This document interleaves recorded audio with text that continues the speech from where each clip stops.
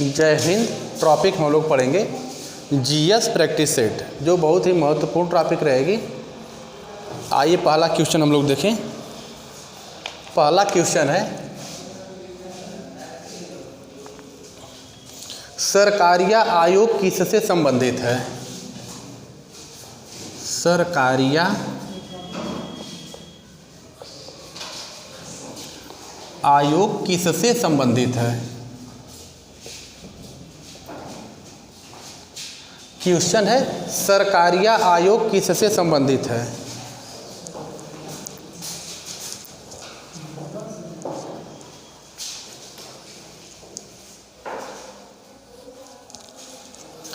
पहला विकल्प आपके सामने है चुनाव सुधार, दूसरा विकल्प है केंद्र और राज्य संबंध, केंद्र राज्य संबंध, तीसरा विकल्प है प्रेस की स्वतंत्रता और चौथा कोई नहीं। तो क्वेश्चन बहुत इंपॉर्टेंट है। सरकारिया आयोग दिखाई दे रहा है ना? ठीक है। तो सरकारिया आयोग का संबंध केंद्र राज्य संबंध से है। ठीक।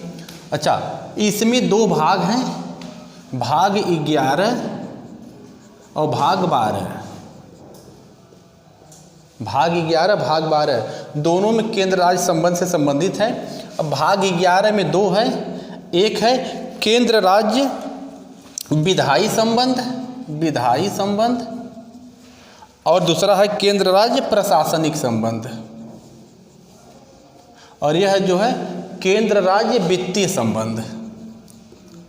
वित्तीय संबंध हम लोग इस टॉपिक को पढ़ चुके हैं। केंद्र राज्य संबंध का उल्लेख दो भाग है, तो भाग 11 में भी केंद्र राज्य संबंध है, भाग 12 में भी केंद्र राज्य संबंध है। तो भाग 11 में विधायी मतलब केंद्र राज्य विधायी संबंध है, भाग 11 में ही केंद्र राज्य प्रशासनिक संबंध है, और भाग 12 जो है केंद्र राज्य वित्तीय संबंध है। ठीक। अब यह जो चुनाव सुधार है, इसके लिए भी एक आयोग का गठन किया गया था जिसका नाम था गोस्वामी आयोग। तो गोस्वामी समिति जो बनी थी, यह चुनाव सुधार से संबंधित थी। केंद्र राज्य संबंध से संबंधित समिति का नाम था सरकारिया आयोग या सरकारिया समिति। क्लियर हो गया होगा? अच्छा, चुनाव आयोग का कभी कभी भाग पूछता है कि किस भाग में उल्लेख है, तो भाग 15 में। भाग 15 में चुनाव आयोग का संबंध है। केंद्र राज्य संबंध भाग 11 भाग 12 दोनों में है। प्रेस की स्वतंत्रता किस में है? भाग 3 में, यानी मूल अधिकार है। ठीक। तो प्रेस की स्वतंत्रता आ गई यहाँ पर। तो आर्टिकल अगर पूछे तो आर्टिकल 19(1)(a। क्लियर? चलिए अगला क्वेश्चन, हाँ इसका भी आर्टिकल रख लीजिए। चुनाव आयोग का 324 में चुनाव आयोग की बात की गई है। अगला क्वेश्चन है आपका,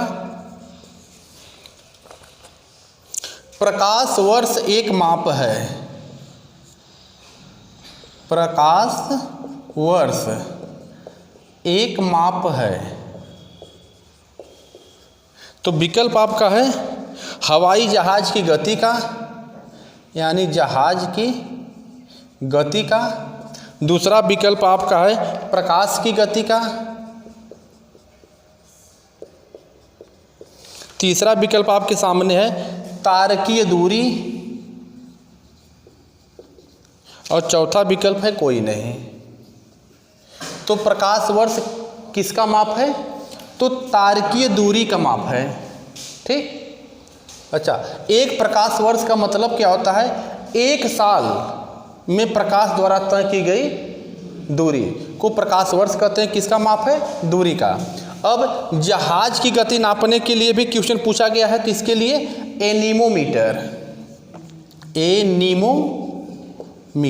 एनीमोमीटर का प्रयोग जहाज की गति के लिए किया जाता है, और प्रकाश की गति के लिए फोटोमीटर का प्रयोग प्रकाश की गति के लिए किया जाता है। तो क्वेश्चन क्लियर हो गया? प्रकाश वर्ष एक माप है किसके लिए? तारकीय दूरी के लिए। और हवाई जहाज की गति नापने के लिए एनीमोमीटर का प्रयोग, प्रकाश की गति नापने के लिए फोटोमीटर का प्रयोग किया जाता है। क्लियर? अगला क्वेश्चन है आपका, कौन सबसे बुद्धिमान स्तनधारी है? कौन सबसे बुद्धिमान स्तनधारी है?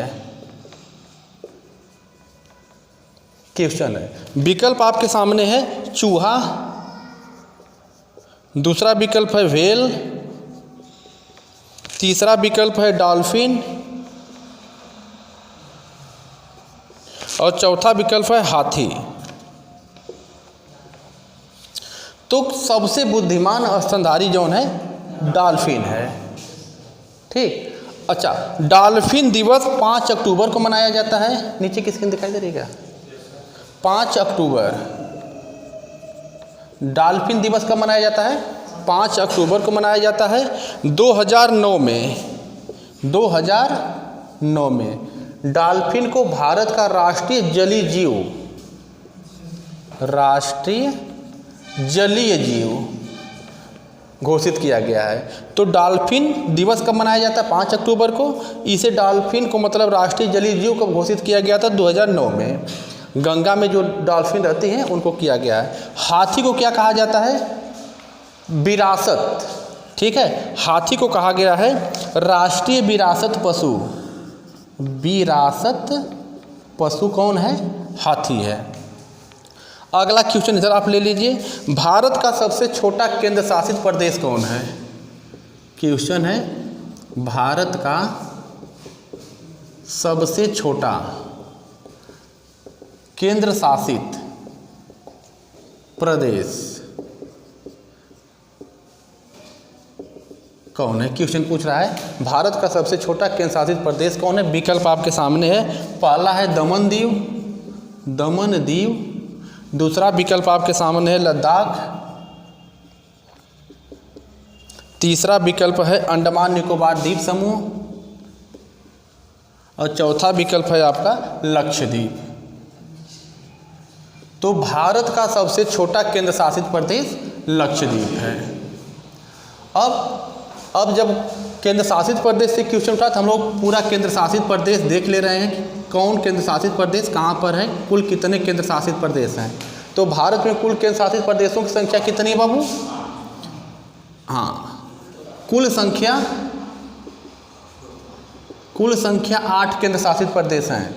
और वो 8 केंद्र शासित प्रदेश कहाँ कहाँ है ग्राफ के माध्यम से देखेंगे तो आपको याद रहेगा। देखिए एक इस तरह साइड करके रहेगा जिसका नाम है अंडमान निकोबार द्वीप समूह। तो इसकी राजधानी अंडमान निकोबार द्वीप समूह की राजधानी है पोर्ट ब्लेयर। पोर्ट ब्लेयर हो गया। अंडमान को निकोबार से अलग करने वाले चैनल का नाम 10 डिग्री चैनल। क्लियर। एक केंद्र शासित प्रदेश इधर है जिसका नाम है लक्षद्वीप। लक्षद्वीप की राजधानी कवरत्ती। लक्षद्वीप की राजधानी कवरत्ती। एक देखिए यहाँ इस तरह करके 3 जगह फैला हुआ पांडिचेरी।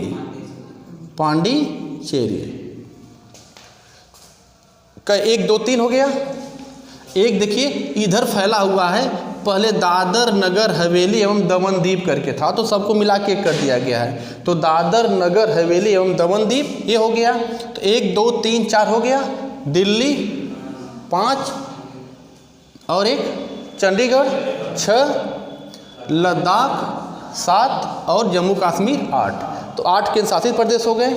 जम्मू कश्मीर की राजधानी श्रीनगर, लद्दाख की राजधानी लेह और बाकी जिसकी राजधानी वही है।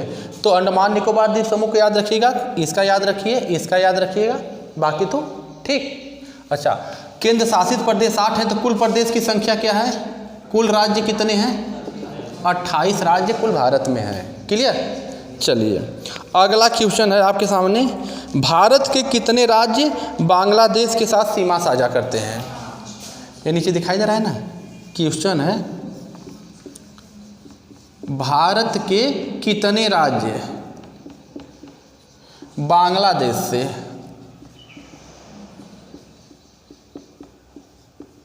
सीमा साझा करते हैं? ठीक है। विकल्प है आपका 5 6 7 8। तो बांग्लादेश के साथ भारत के कितने राज्य सीमा साझा करते हैं? तो 5 राज्य बांग्लादेश के साथ भारत के जो हैं सीमा साझा करते हैं। वह 5 राज्य कौन कौन से, इसको आप यहाँ पर देख लीजिए। पश्चिम बंगाल, उसके बाद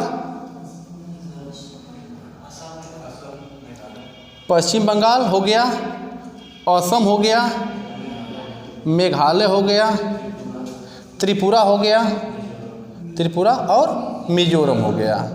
तो भारत के साथ बांग्लादेश के साथ 5 राज्य सीमा साझा करते हैं। अब 5 राज्य देखिए पाकिस्तान के साथ भी सीमा साझा करते हैं। पाकिस्तान के साथ भी 5 राज्य सीमा साझा करते हैं। कौन कौन 5 राज्य हैं? लद्दाख, जम्मू कश्मीर, पंजाब, राजस्थान, गुजरात।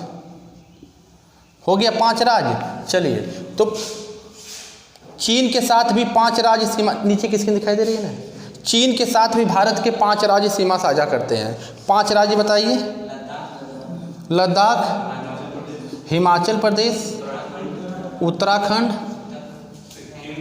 सिक्किम और अरुणाचल प्रदेश।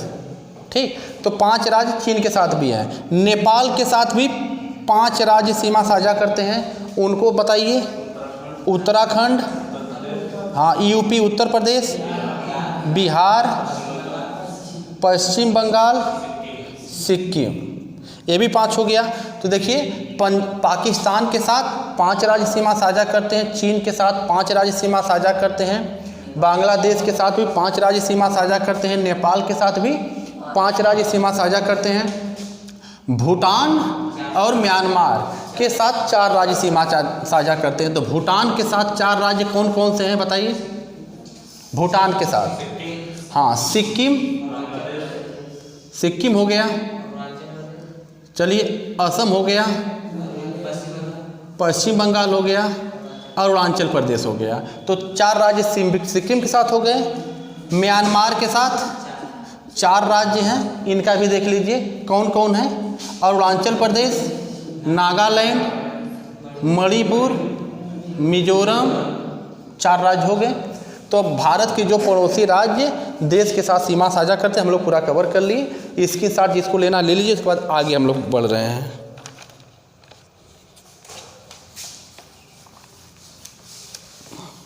ऊपर वाला एक खोली देखिए बाबू, इधर वाला साइड वाला।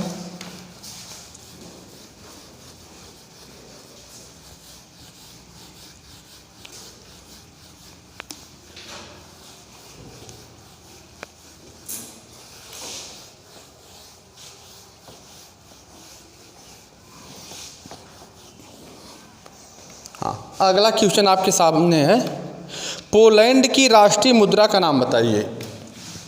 क्वेश्चन है, पोलैंड राष्ट्रीय मुद्रा का नाम पूछ रहा है कि पोलैंड की राष्ट्रीय मुद्रा क्या है। विकल्प आपका है एन, अगला विकल्प है जलांटी, अगला है आपका डॉलर और है गुल्ट्रून। तो पोलैंड की राष्ट्रीय मुद्रा क्या है? जलांटी। ठीक, एन कहाँ की मुद्रा है? जापान की। जापान की राष्ट्रीय मुद्रा एन, जलांटी पोलैंड की हो गई, डॉलर यूएसए का हो गया और गुल्ट्रून भूटान। क्लियर? अगला क्वेश्चन, उत्तर प्रदेश का लोकप्रिय शास्त्रीय नृत्य कौन है? क्वेश्चन है, यूपी का, क्या बोल रही हैं? ठीक है, यूपी का लोकप्रिय नृत्य कौन है? क्वेश्चन हमसे पूछ रहा है उत्तर प्रदेश का लोकप्रिय नृत्य कौन है। विकल्प लीजिए, उसके बाद बोलिए। पहला है कुचिपुड़ी,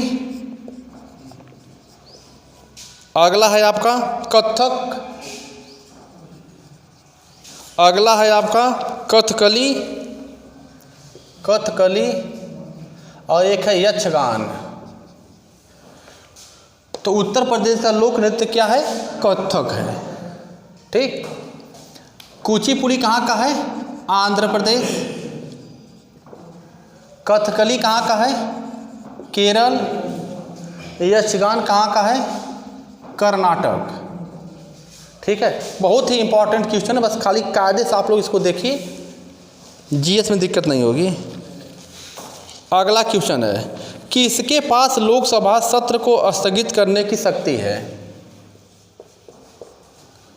यानी लोकसभा को कौन स्थगित कर सकता है?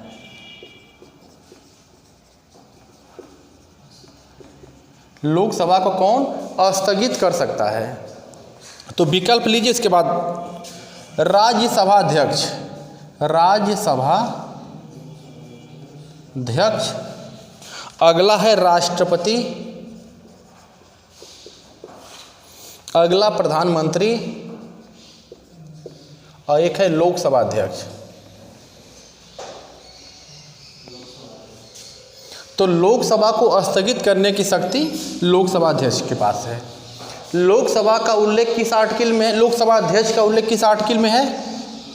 लोकसभा अध्यक्ष आर्टिकल 93, आर्टिकल 93 लोकसभा अध्यक्ष का उल्लेख है। अच्छा, कोई विधेयक धन विधेयक है या नहीं, ये कौन प्रमाणित करता है? तो लोकसभा अध्यक्ष करता है। तो हम इधर लिख दे रहे हैं धन विधेयक,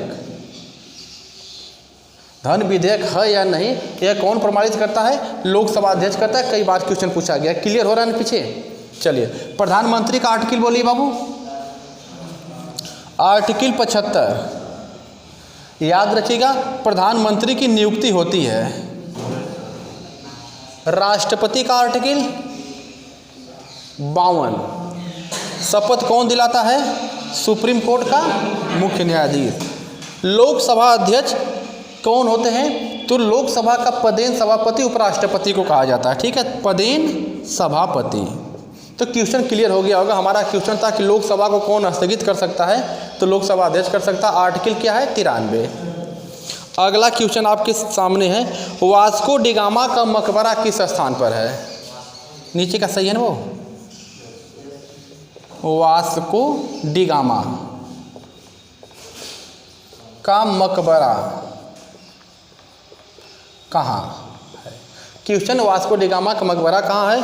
तो विकल्प आपका पहला है दुर्गापुर, दुर्गापुर पश्चिम बंगाल। अगला विकल्प है चित्तौड़गढ़ राजस्थान, चित्तौड़गढ़ राजस्थान। अगला है आपका कोच्चि केरल, कोच्चि केरल। और अगला विकल्प है आपका कोई नहीं। तो वास्को डिगामा का मकबरा पूछा है तो कोच्चि केरल में था। यूरोप और भारत के बीच समुद्री मार्ग से रास्ता खोजने वाला पहला व्यक्ति कौन था? वास्को डिगामा था। वास्को डिगामा समुद्र के मार्ग में, मतलब समुद्र में 98 दिन बिताकर किसकी सहायता से? एक गुजराती व्यक्ति था जिसका नाम था अब्दुल मजीक नामक पथ प्रदर्शक की सहायता से केरल के कालीकट तट पर 1498 को ही आया था। कहानी क्लियर है? हमसे क्वेश्चन पूछा था इसका मकबरा कहाँ है, तो केरल यानी कोच्चि में है। किसकी सहायता से आया? गुजराती व्यक्ति थे अब्दुल मजीक नामक पथ प्रदर्शक की सहायता से 1498 में केरल के कालीकट तट पर यह पहुँचा। क्लियर है क्वेश्चन? इधर अगला क्वेश्चन इधर लीजिए, अंतर्राष्ट्रीय अहिंसा दिवस कब मनाया जाता है? क्वेश्चन है अंतर्राष्ट्रीय अहिंसा दिवस, अंतर्राष्ट्रीय अहिंसा दिवस कब मनाया जाता है? तो विकल्प आपके सामने है 23 मार्च, अगला विकल्प है 10 दिसंबर, अगला है आपका 30 जनवरी और अगला है 2 अक्टूबर। तो अंतर्राष्ट्रीय अहिंसा दिवस मनाया जाता है 2 अक्टूबर को। अच्छा, अंतर्राष्ट्रीय अहिंसा दिवस संयुक्त राष्ट्र संघ की महासभा द्वारा 2007 से मनाया जाता है। 2 अक्टूबर को अंतर्राष्ट्रीय अहिंसा दिवस। क्लियर हो गया हो यहाँ तक? चलिए, 23 मार्च को क्या मनाया जाता है? शहीद दिवस, क्योंकि इसी दिन चंद्रशेखर नहीं, भगत सिंह, सुखदेव और राजगुरु। भगत सिंह, सुखदेव और राजगुरु को फांसी दी गई थी।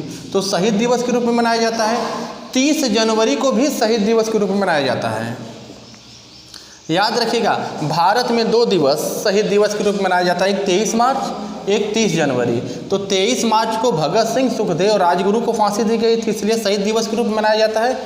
30 जनवरी को महात्मा गांधी की हत्या हुई थी, इसलिए शहीद दिवस के रूप में मनाया जाता है। 10 दिसंबर मानवाधिकार दिवस। ठीक, मानवाधिकार दिवस। क्लियर हो गया। अगला क्वेश्चन आपके सामने है, थॉमस कप किस खेल से संबंधित है? थॉमस कप किस खेल से संबंधित है? विकल्प आपके सामने है, बास्केटबॉल, बास्केटबॉल। अगला विकल्प है बैडमिंटन, अगला है टेनिस, अगला है क्रिकेट। थॉमस कप का संबंध किस खेल से है? तो बास्केटबॉल, बैडमिंटन, टेनिस, क्रिकेट। तो थॉमस कप का संबंध बैडमिंटन से है। ठीक, अब इसके साथ साथ और भी ले लीजिए, उबेर कप का भी संबंध इसी से है, उबेर कप। अगला है सुदीरमन कप, अगला है अब्दुल रहमान कप। यानी थॉमस कप जो बैडमिंटन से संबंधित है, तो बैडमिंटन से उबेर कप का भी संबंध है, सुदीरमन कप का भी संबंध है, अब्दुल रहमान कप का भी संबंध बैडमिंटन से है। ठीक, इधर टेनिस पर देख लीजिए, टेनिस के साथ डेविस कप, डेविस कप। अगला रहेगा half man cup, half man cup tennis से संबंधित है। विंबलडन ट्रॉफी, ट्रॉफी ये भी टेनिस से संबंधित है। क्रिकेट से देख लीजिए, Ranji trophy, Ranji trophy, Deodhar trophy, Irani trophy, Vijay Hazare trophy इत्यादि संबंधित है। तो हमको लग रहा है कि क्वेश्चन था थॉमस कप किस खेल से संबंधित था, तो बैडमिंटन से था। थॉमस कप के अलावा Uber cup, Sudirman cup, Abdul Rahman cup, यह सब बैडमिंटन से संबंधित है। टेनिस से संबंधित में Davis cup, Hopman cup, Wimbledon cup संबंधित है। क्रिकेट से Ranji trophy, Deodhar trophy, Irani trophy और विजय हजारे ट्रॉफी, यह क्रिकेट से संबंधित है। क्लियर है क्वेश्चन यहाँ तक। अगला क्वेश्चन है, विंग्स ऑफ फायर किसकी आत्मकथा है? क्वेश्चन है, विंग्स ऑफ फायर किसकी आत्मकथा है? विंग्स ऑफ फायर किसकी आत्मकथा है? विकल्प हम आपको दे रहे हैं, सरोजनी नायडू। पहला विकल्प है सरोजनी नायडू। अगला विकल्प है एपीजे अब्दुल कलाम, एपीजे अब्दुल कलाम। अगला है गांधी जी और अगला है जवाहरलाल नेहरू। तो विंग्स ऑफ फायर किसकी आत्मकथा है? तो एपीजे अब्दुल कलाम की आत्मकथा है। ठीक, अब देखिए गांधी जी जो हैं, इनके लिए लिख लीजिए सत्य के साथ शोध, सत्य के साथ शोध, यह गांधी जी द्वारा लिखा गया है। और एक है हिंद स्वराज, यह भी गांधी द्वारा लिखा गया है। जवाहरलाल नेहरू द्वारा discovery of India, discovery of India. नीचे किसकी बात देखिए, इधर कोई बैठ जाइए ना।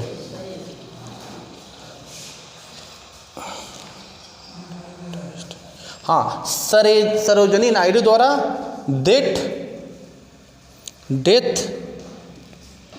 And destiny, death and destiny Sarojini Naidu द्वारा लिखा गया है। विंग्स ऑफ फायर आत्मकथा किसके द्वारा? एपीजे अब्दुल कलाम द्वारा। गांधी जी द्वारा सत्य के साथ मेरे शोध और हिंद स्वराज, और जवाहरलाल नेहरू द्वारा डिस्कवरी ऑफ इंडिया। क्लियर? इसके साथ जिसको लेना है ले लीजिए, इसके बाद हम लोग आगे बढ़ रहे हैं।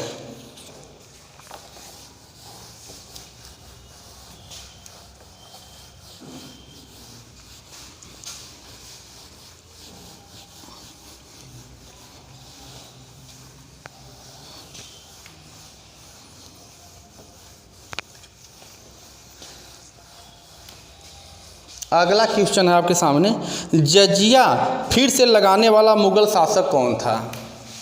क्वेश्चन है जजिया फिर से लगाने वाला मुगल शासक, जजिया फिर से लगाने वाला मुगल शासक कौन है? तो विकल्प है आपका अकबर, अगला है हुमायूं, अगला है जहांगीर, अगला है आपका औरंगजेब। तो जजिया को फिर से लगाने वाला शासक औरंगजेब था। अब जजिया कर क्या, इसको आप इधर समझ लीजिए, जजिया कर क्या है। देखिए, मुस्लिम राष्ट्र में गैर मुसलमानों से लिया जाने वाला ये क्या था? धार्मिक कर था। किससे लिया जाता था? गैर मुसलमान, गैर मुसलमान से लिया जाने वाला धार्मिक कर था। भारत में सबसे पहले जजिया कर मोहम्मद बिन कासिम द्वारा लगाया गया था। अच्छा, जजिया कर को समाप्त करने वाला शासक था अकबर, यानी जजिया कर को समाप्त करने वाला पहला मुगल शासक कौन है? अकबर। जजिया कर को पुनः लगाने वाला शासक कौन है? औरंगजेब, जो कि हमसे क्वेश्चन पूछा गया है। जजिया कर फिर से लगाने वाला मुगल शासक कौन हो गया? औरंगजेब। जजिया कर को समाप्त करने वाला पहला शासक अकबर। जजिया कर को भारत में लगाने वाला पहला शासक मोहम्मद बिन कासिम। अच्छा, इसमें क्वेश्चन और बन सकता है कि कहाँ पर लगाया गया था जजिया कर, कहाँ पर लगाया गया था सबसे पहले? तो सिंध प्रांत के देवल में, सिंध प्रांत के देवल, एक स्थान है देवल, सिंध प्रांत के देवल नामक स्थान पर जजिया कर सबसे पहले मोहम्मद बिन कासिम द्वारा लगाया गया। यह जजिया कर चलता रहा, अकबर इसको समाप्त कर दिया और पुनः औरंगजेब इसको क्या किया? लगा दिया। तो क्लियर हो गया जजिया कर क्या है। चलिए, हाँ, अब यहाँ देखिए हुमायूं है, तो हुमायूं जो है घोड़ा से गंगा नदी में कूदने वाला शासक है। कई परीक्षाओं में पूछा गया कि घोड़ा से गंगा नदी में कूदने वाला शासक कौन है? तो हुमायूं है। जहांगीर क्या है? इसको चित्रकला का पारखी कहा जाता है। अगला क्वेश्चन आप यहाँ पे लीजिए,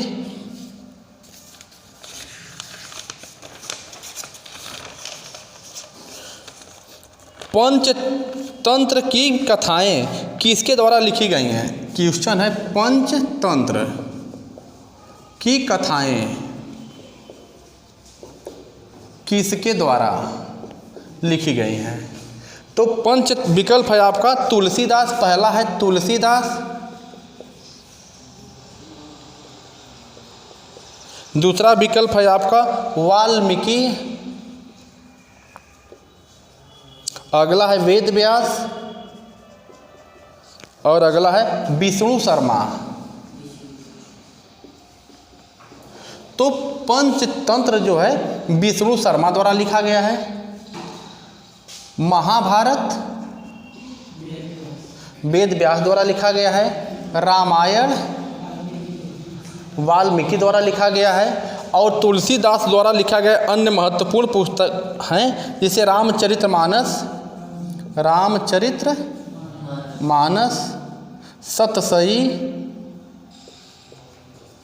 सतसई, अगला है रामलला नाचू, यह भी है। गीतावली, दोहावली, अन्य कई पुस्तकें इनके द्वारा लिखी गई हैं। तो हमको लग रहा है क्वेश्चन क्लियर हो गया होगा। अगला क्वेश्चन है, गौतम बुद्ध ने सारनाथ में अपना पहला उपदेश किस मुद्रा में दिया? क्वेश्चन है, गौतम बुद्ध ने अपना पहला उपदेश सारनाथ में किस मुद्रा में दिया? क्वेश्चन है कि किस मुद्रा में दिया था। आप विकल्प ले लीजिए, भूमि स्पर्श मुद्रा, भूमि स्पर्श मुद्रा, अगला विकल्प है धर्म चक्र परिवर्तन मुद्रा, मुद्रा। अगला विकल्प आपके सामने है अभय मुद्रा। अभय मुद्रा, ऐठे कोई नहीं। तो गौतम बुद्ध द्वारा सारनाथ में जो पहला उपदेश दिया गया था धर्म चक्र प्रवर्तन मुद्रा में दिया गया था। कितने लोगों को दिया गया था? तो 5 सन्यासियों को दिया गया था। क्लियर है ना? कोई समस्या तो दूर कर लीजिएगा भाई। तो क्वेश्चन है कि गौतम बुद्ध द्वारा जो सारनाथ में पहला उपदेश दिया गया था किस मुद्रा में दिया गया था? तो धर्म चक्र प्रवर्तन मुद्रा में दिया गया था। कितने लोगों को दिया गया था? तो 5 सन्यासियों को दिया गया था उपदेश। ठीक, अगला क्वेश्चन आपके सामने है किस शासक के दरबारी कवि हरिसेन थे? किस शासक के दरबारी हरिसेन थे? क्वेश्चन है। विकल्प आपके सामने है समुद्रगुप्त। अगला विकल्प है आपका स्कंदगुप्त। अगला विकल्प है कुमारगुप्त और कोई नहीं। तो किस शासक का दरबारी कवि हरिसेन थे? तो समुद्रगुप्त के दरबारी कवि हरिसेन थे। अच्छा, अब समुद्रगुप्त से संबंधित क्वेश्चन आ गया तो परीक्षा की दृष्टि से बहुत ही महत्वपूर्ण है, क्योंकि समुद्रगुप्त को भारत का नेपोलियन कहा गया है। यहाँ में लिख दे रहे हैं भारत का नेपोलियन। भारत का नेपोलियन समुद्रगुप्त को कहा गया है। समुद्रगुप्त किसका उपासक था? अगर उपासक पूछे तो विष्णु का उपासक था। ठीक, अगला क्वेश्चन बन सकता है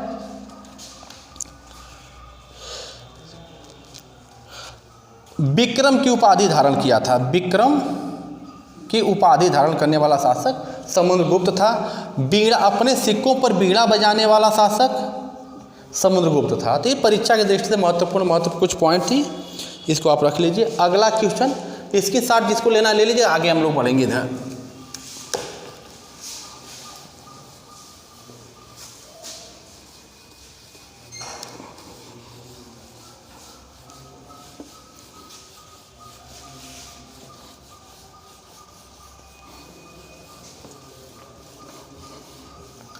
क्वेश्चन देखिए अगला आपके सामने है किस अधिनियम द्वारा बैंकों का राष्ट्रीयकरण किया जाता है? क्वेश्चन है किस अधिनियम द्वारा बैंकों का राष्ट्रीयकरण किया जाता है?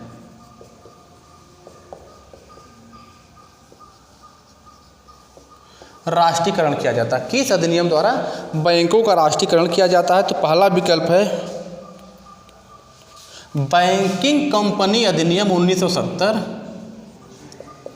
बैंकिंग कंपनी अधिनियम 1970। अगला विकल्प है आरबीआई अधिनियम। आरबीआई अधिनियम। अगला विकल्प है आपका बैंकिंग विनिमय अधिनियम। बैंकिंग विनिमय अधिनियम। एक है कोई नहीं। तो क्वेश्चन है किस अधिनियम के द्वारा बैंकों का राष्ट्रीयकरण किया जाता है? तो बैंकिंग कंपनी अधिनियम 1970 के द्वारा बैंकों का राष्ट्रीयकरण किया जाता है। अगला क्वेश्चन आपके सामने है, हाँ, इससे संबंधित 1969 में एक साथ 14 बैंकों का राष्ट्रीयकरण किया गया था। 14 बैंकों का राष्ट्रीयकरण कब किया गया था? तो 1969 में। 1980 में 6 बैंक का इकट्ठा फिर किया गया। 1980 में 6 बैंक, यानी 1969 में 14 बैंकों का राष्ट्रीयकरण, 1980 में 6 बैंकों का राष्ट्रीयकरण किया गया। बैंकों का राष्ट्रीयकरण किस अधिनियम के तहत किया जाता है? तो बैंकिंग कंपनी अधिनियम 1970 के द्वारा किया जाता है। अगला क्वेश्चन है भारतीय संविधान में नीति निर्देशक तत्व किस संविधान से प्रेरित है? यानी भारतीय संविधान में नीति निर्देशक तत्व कहाँ से लिया गया है? भारतीय संविधान में नीति निर्देशक कहाँ से लिया गया भाई? बोलिए कहाँ से? बिल्कुल सही विकल्प आप रखिए यहाँ पर। पहला विकल्प है यूएसए। यानी अमेरिका, दूसरा है रूस, तीसरा है आयरलैंड और चौथा विकल्प आपका है जर्मनी। तो क्वेश्चन भारतीय संविधान में नीति निर्देशक तत्व तो कहाँ से लिया गया है या कहाँ से प्रेरित है, तो आयरलैंड से है। अब यूएसए से क्या है, मूल अधिकार या मौलिक अधिकार। मूल अधिकार की नकल कहाँ से की गई बाबू, यूएसए से। रूस से क्या है, रूस से क्लियर बता रहे हैं, रूस से बाबू मौलिक कर्तव्य है। और जर्मनी से आपातकाल, जर्मनी से आपातकाल, इस बिल्कुल आप पढ़ चुके हैं, रिवीजन कर लीजिए ठीक। अगला क्वेश्चन आपके सामने है, इजराइल की राजधानी कहाँ है। क्या कोई क्वेश्चन ऐसा लग रहा है कि जो नया है, इजराइल की राजधानी, इजराइल की राजधानी पूछ रहा है कहाँ है। विकल्प हम आपको दे रहे हैं, पहला है जेरूसलम, अगला है बगदाद, अगला है डबलिंग और अगला विकल्प है आपका टोक्यो। तो इजराइल की राजधानी जेरूसलम है, ये तो क्लियर हो गया। चलिए, टोक्यो कहाँ की राजधानी है, जापान, जापान की राजधानी टोक्यो। डबलिंग कहाँ की राजधानी है, आयरलैंड, आयरलैंड की राजधानी डबलिंग है। बगदाद कहाँ की राजधानी है, इराक, इराक की राजधानी बगदाद है। तो हमको लग रहा है इधर क्वेश्चन क्लियर हो गया होगा। आगे आइए, क्वेश्चन हमारा है, किस राज्य में विधान परिषद नहीं है। क्वेश्चन पूछ रहा है, किस राज्य में विधान परिषद नहीं है। विकल्प आपके सामने है, झारखंड, सॉरी, किस राज्य में विधान परिषद है, नहीं नहीं, किस राज्य में विधान परिषद है। तो पहला विकल्प है झारखंड, दूसरा है कर्नाटक, तीसरा है उड़ीसा और चौथा है गुजरात।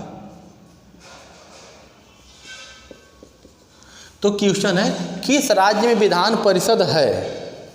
तो कर्नाटक में विधान परिषद है। पूरे भारत में वर्तमान समय में 6 राज्यों में विधान परिषद है। वह 6 राज्य कौन कौन हम लोग इधर देख ले रहे हैं। देखिए, उत्तर प्रदेश, बिहार, उत्तर प्रदेश, बिहार, महाराष्ट्र, कर्नाटक,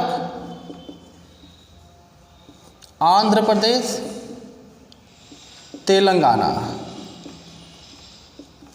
2, 2, 4, 2, 6।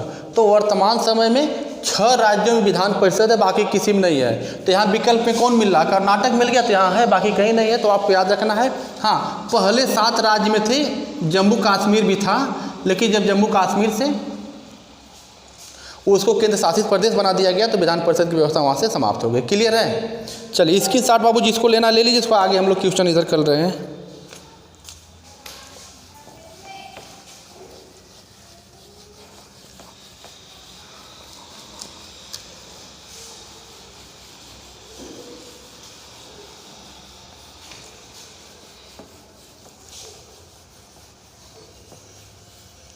अगला क्वेश्चन आपके सामने है, किसे भारत का स्कॉटलैंड कहा जाता है। क्वेश्चन है, किसे भारत का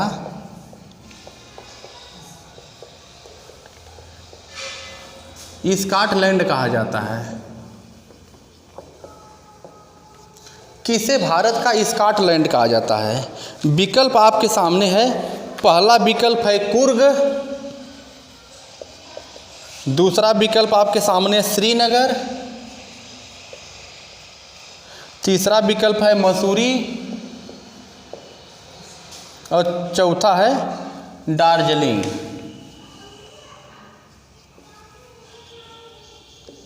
Darjeeling.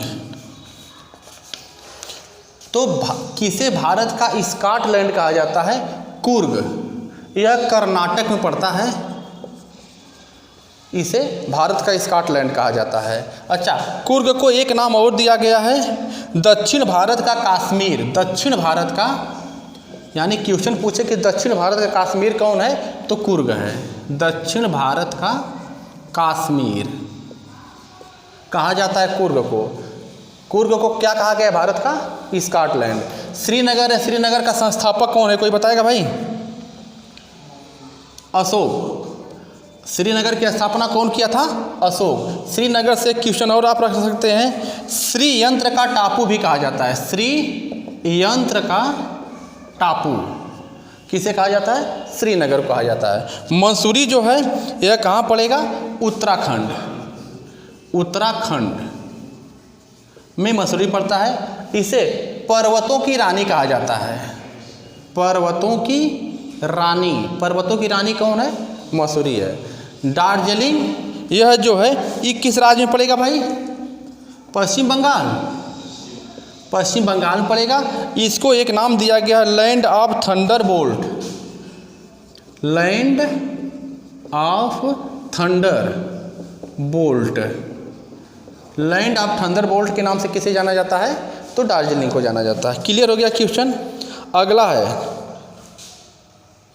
The story of my experiment with truth.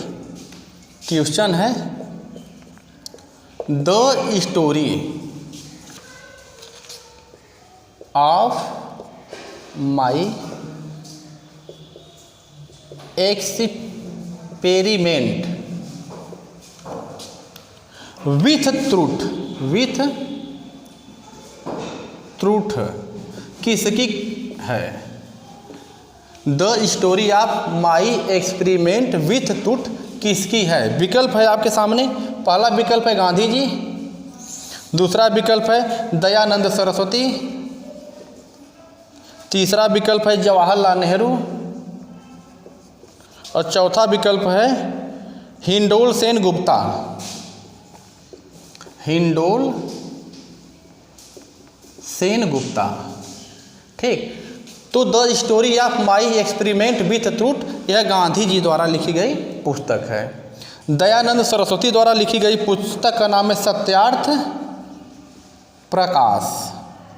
Satyarth Prakash Dayanand Saraswati द्वारा लिखा गया है। जवाहरलाल नेहरू द्वारा डिस्कवरी ऑफ इंडिया।